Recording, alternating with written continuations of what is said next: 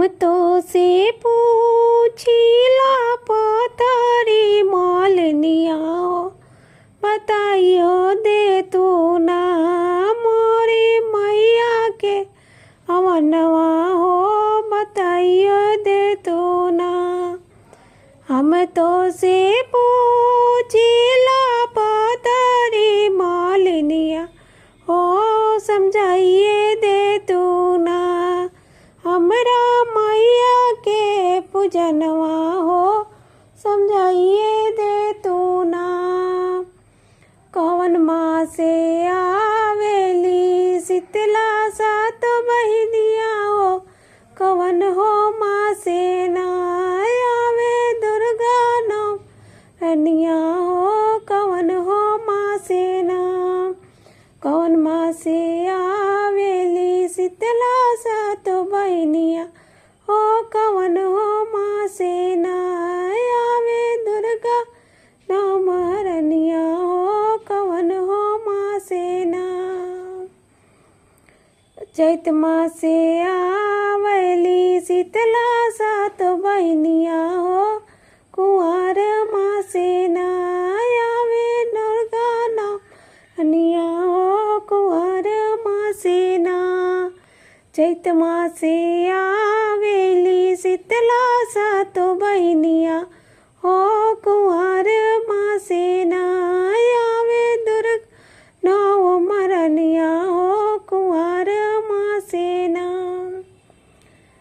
काई चढ़िया वाली शीतला सात बहिनिया हो कि काई चढ़ी ना आवे दुर्गा नौ महारनिया हो कि काई चढ़ी ना।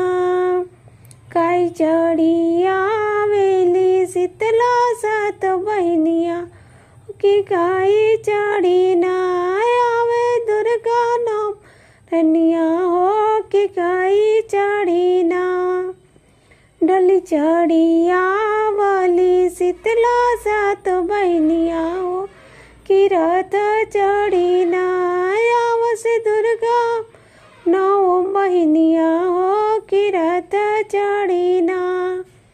डोली चढ़ी आवली शीतला सात बहिनिया हो कि रथ चढ़ी ना आवस दुर्गा नौ महारनिया हो। कौन फूल हार पहिने शीतला सात बहिनिया हो कि कौन फूलवाना हार पहिरस नौ महारनिया हो कि फूलवाना।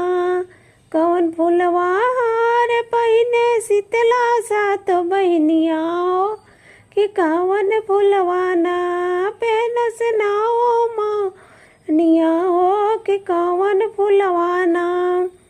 उड़वल फुलवा हार पहिनस शीतला सात मर बहिनिया हो चमेली फुलवाना पहिनस नौ दुर्गा मरनिया हो कि बेली फुलवाना। उड़वल फुलवा हार पहिनस शीतला सात बहिनिया हो चमेली फुलवाना पहिनस दुर्गा नौ महारनिया हो चमेली फूलवाना। कौन भोग हार कौन भोग स्वीकार करस शीतला सात बहिनिया हो कौन भोगवाना लेली दुर्गा नौ रनिया हो कौन भोगवाना। कौन भोगवा स्वीकार करस शीतला सात बहिनिया हो कौन भोगवाना लेवस दुर्गा महारनिया हो कौन भोगवाना।